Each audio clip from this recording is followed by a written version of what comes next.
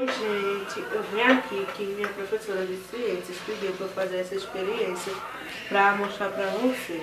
Precisa de 2 copos transparentes, iguais, 1 colher de sopa, 2 ovos crus, água e vinagre.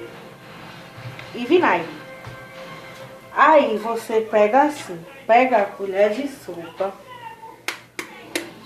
quebra o ovo e bota dentro do copo. Os 2, um em cada copo.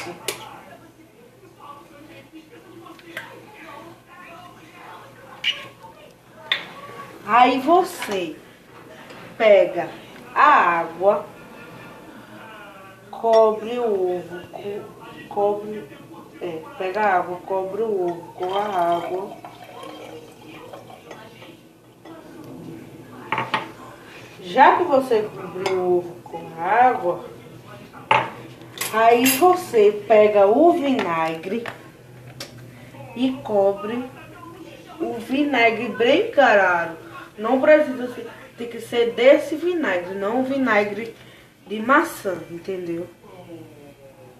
Deixa vinagre de maçã pra lá. Ser vinagre de cozinha.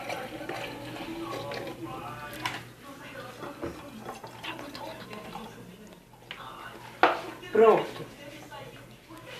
Aí, já que está pronto já, você vai, joga as cascas fora, bota os negócios pra lavar, guarda o negócio. E vocês pegam os 2 copos e bota na geladeira por 2 dias. Quando estiver pronto, aí eu vou e mostro mais um pouco.